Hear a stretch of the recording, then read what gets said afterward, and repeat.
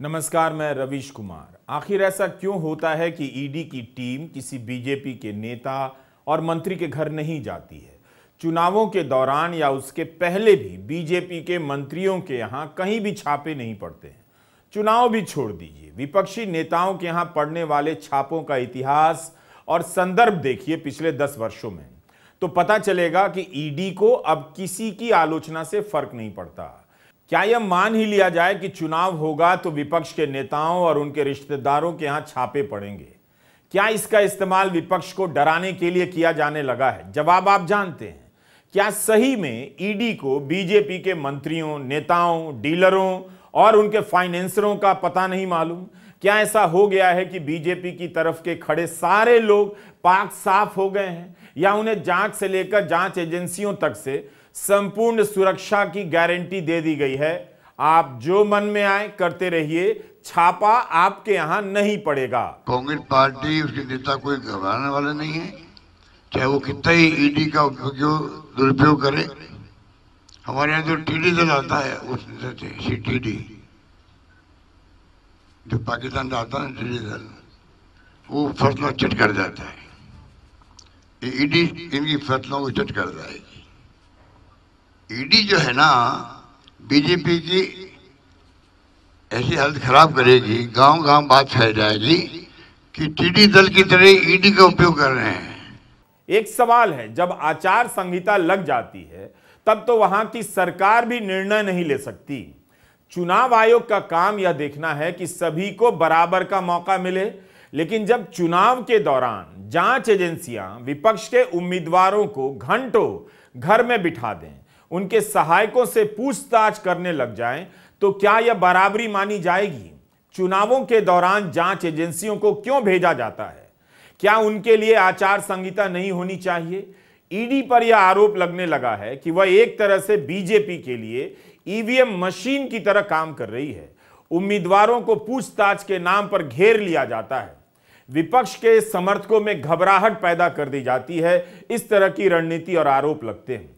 यही कारण है कि कांग्रेस के प्रवक्ता पवन खेड़ा ईडी को मोदी जी की तरह ईडीजी बुलाने लगे हैं।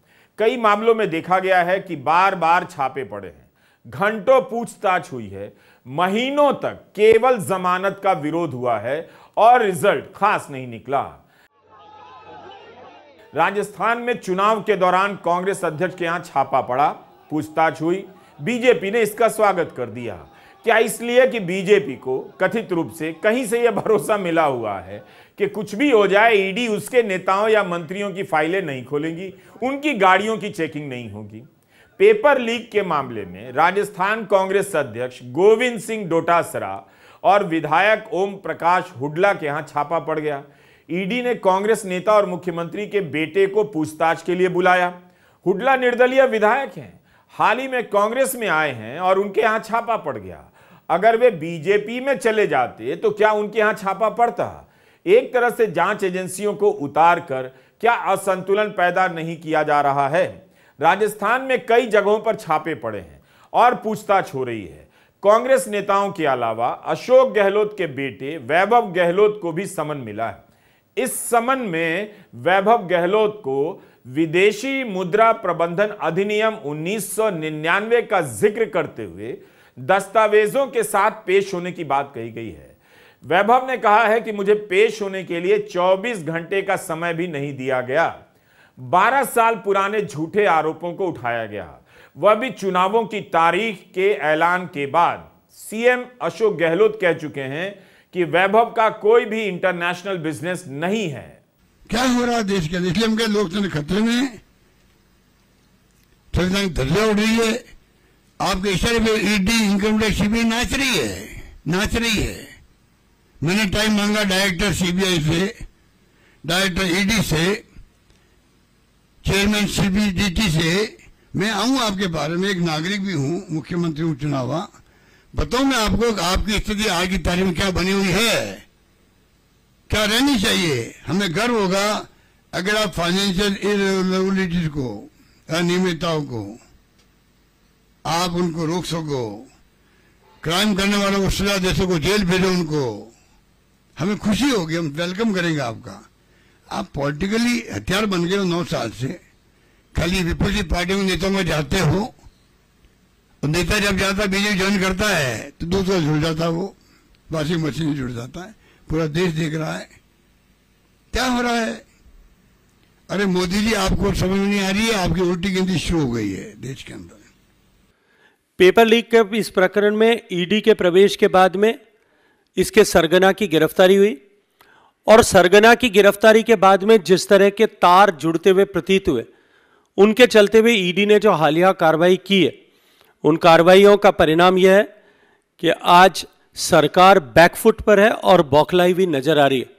लेकिन क्योंकि नरेंद्र मोदी जी की सरकार का यह संकल्प पहले दिन से है कि हम किसी भी सूरत में, किसी भी क्षेत्र में भ्रष्टाचार को बर्दाश्त नहीं करेंगे, और भ्रष्टाचार के प्रति जीरो टॉलरेंस की नीति अपनाते हुए हम इस दृष्टिकोण से आचरण और व्यवहार करेंगे। इस पेपर लीक के केस में एसओजी और एंटी करप्शन ब्यूरो, जो राजस्थान सरकार के मुखिया आदरणीय अशोक गहलोत साहब के अधीन काम करती हैं, गृह मंत्री होने के नाते और मुख्यमंत्री होने के नाते डायरेक्ट कंट्रोल एंड कमांड मुख्यमंत्री जी का है। जब मुख्यमंत्री स्वयं आगे चल करके इस तरह की क्लीन चिट अधिकारियों और नेताओं को दे रहे थे, तब कोई भी कार्रवाई निष्पक्ष रूप से इन एजेंसीज के द्वारा हो सकेगी, इसकी संभावनाएं राजस्थान के जनता के मन में समाप्त हो गई थी। वैभव गहलोत को बुलाने के लिए 12 साल पुराना मामला खोला जाता है। साफ नजर आता है कि चुनाव के समय डराने और उम्मीदवारों को घर में बिठाने के लिए यह सब किया जा रहा है। जब 12 साल तक कुछ नहीं हुआ तो चुनाव के बाद भी इस मामले में जांच हो सकती थी। कांग्रेस अध्यक्ष मल्लिकार्जुन खड़गे ने कहा कि चुनाव आते ही ईडी, सीबीआई, आईटी आदि भाजपा के असली पन्ना प्रमुख बन जाते हैं। भारत सरकार की जो एजेंसीज हैं, उन्होंने जो कार्रवाई करी है जयपुर में और अन्य शहरों के अंदर, उन कार्रवाइयों की जो टाइमिंग है, जो उद्देश्य है और जो इंटेंट है, वो पूर्ण रूप से संदिग्ध है। और ये मैं इसलिए कह रहा हूं कि जो एजेंसीज भारत सरकार की हैं, उनका दुरुपयोग लगातार हो रहा है, ये अब जग जाहिर हो चुका है। लेकिन चुनाव संध्या से ठीक पूर्व, ठीक इलेक्शन से पहले जिस प्रकार से एजेंसीज को राजस्थान में छोड़ा गया है, कांग्रेस पार्टी के नेताओं को भयभीत करने के लिए, आतंकित करने के लिए, देश और प्रदेश इस बात को बहुत गंभीरता से देख रहे हैं। कांग्रेस पार्टी करप्शन के खिलाफ है, भ्रष्टाचार के खिलाफ है। अगर कोई भी निष्पक्ष जांच होती है और कोई सबूत प्रमाण के साथ संदिग्ध पाया जाता है, उस पर कार्रवाई हो, इसके पक्ष में हम लोग हैं। लेकिन इलेक्शन में अपनी हार देखते हुए अगर भारत सरकार इस बात को समझ गई है कि वहां बीजेपी चुनाव हार रही है, और फिर नेताओं को स्पेसिफिकली टारगेट कर बिना सबूत और तथ्य के कांग्रेस पार्टी के अध्यक्ष को जिस प्रकार से उनके अगर रेड डाली गई, उनको कोई समन नहीं, कोई बुलावा नहीं, कोई सबूत नहीं, और इस प्रकार की जो रेड डाली गई है वो सिर्फ एक संकेत देने के लिए दी गई है, मैसेज देने के लिए दी गई है कि अगर हम पॉलिटिकली कमजोर पड़ेंगे तो हमारा साथ देने के लिए नाना प्रकार की जो एजेंसीज भारत सरकार की हैं, चाहे वो सीबीआई है, ईडी है, इनकम टैक्स है, उनका हम दुरुपयोग करेंगे और लोगों के अंदर एक तरह का भय पैदा करने की हम कोशिश करेंगे। मुख्यमंत्री जी के बेटे वैभव गहलोत को जो समन दिया गया है, वो भी आप जानते हैं। उन्होंने खुद कहा, वैभव ने, कि ये 12 साल पुराना कोई प्रकरण था, और पोलिंग डेट अनाउंस होने के बाद अचानक से समन भेजा जाना, सब लोग समझते हैं कि इसके पीछे क्या सोच हो सकती है। दिल्ली में आम आदमी पार्टी के नेताओं का ही मामला आप देखिए। 8 महीने से मनीष सिसोदिया जेल में हैं और सुप्रीम कोर्ट ने पूछा है कि उन्होंने जब पैसे ही नहीं लिए तो उन पर मनी लॉन्ड्रिंग का आरोप कैसे बना।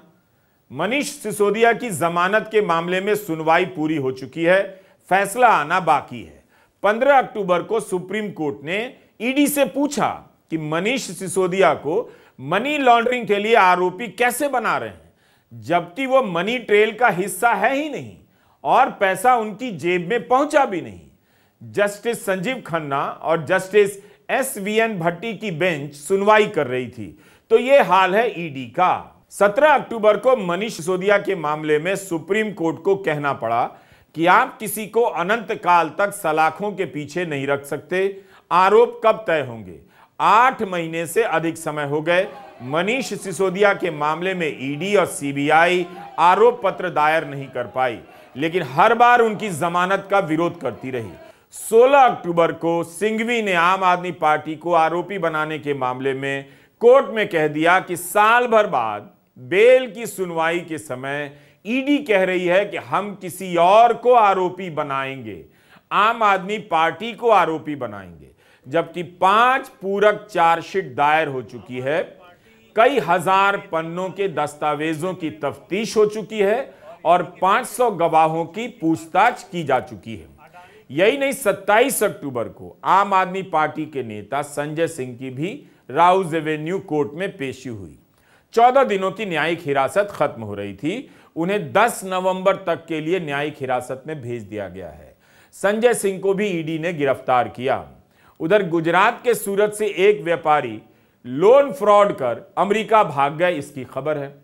उस पर आरोप है कि उसने बैंक ऑफ बड़ौदा से 100 करोड़ का लोन लिया था, चुकाने से पहले गायब हो गया। यह सब चल रहा है मगर जांच एजेंसियां विपक्ष को लगातार दबोच रही हैं। आप जानते हैं कि जब से इलेक्टोरल बॉन्ड आया है पता ही नहीं चलता कि कौन पैसा दे रहा है और सबसे ज्यादा पैसा केवल बीजेपी को मिल रहा है।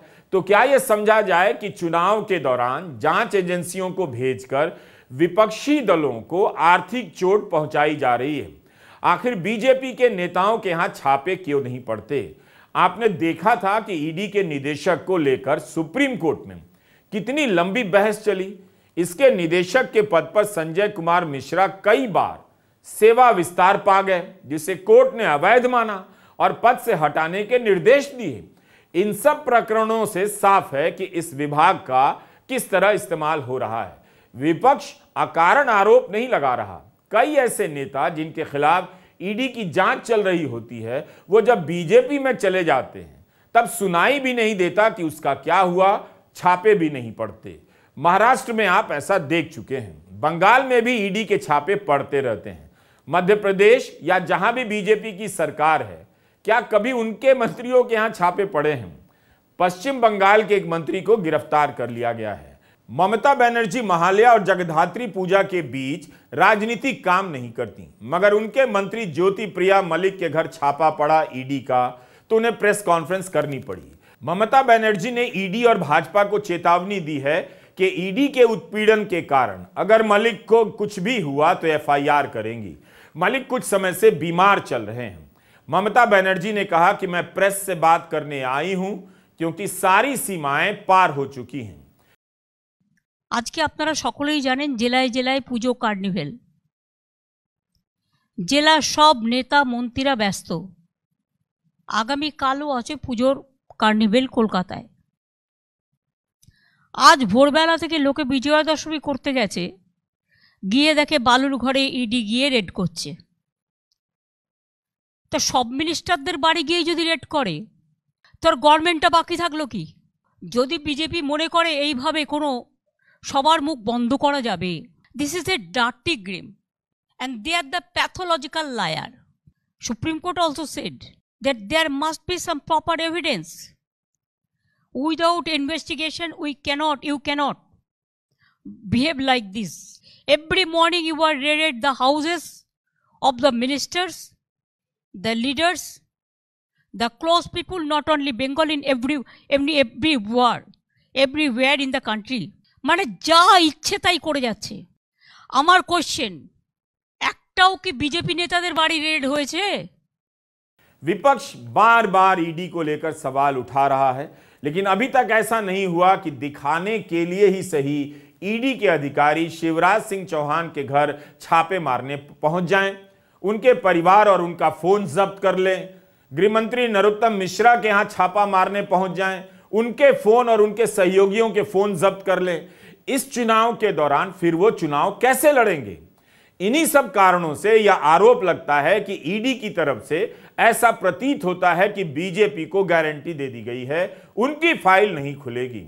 यह सब तब है जब इसी साल मई में सुप्रीम कोर्ट को कहना पड़ा कि ईडी भय का माहौल ना बनाए। छत्तीसगढ़ सरकार सुप्रीम कोर्ट चली गई है कि ईडी बदले की भावना से कार्रवाई कर रही है और मुख्यमंत्री भूपेश बघेल को फंसाना चाहती है। यही नहीं, कई राज्य मनी लॉन्ड्रिंग के प्रावधान को लेकर सुप्रीम कोर्ट में पहुंच गए हैं, जिस पर कोर्ट का फैसला आना बाकी है। 5 राज्यों में विधानसभा चुनाव हो रहे हैं। इनमें से 4 राज्यों में पिछले कुछ महीनों में ईडी के छापे पड़े हैं और दूसरी एजेंसियों के भी। पिछले ही हफ्ते छत्तीसगढ़ में 15 जगहों पर ईडी के छापे पड़े। ईडी को ही ईसी घोषित कर देना चाहिए। यह आइडिया कैसा रहेगा? नमस्कार, मैं रविश कुमार।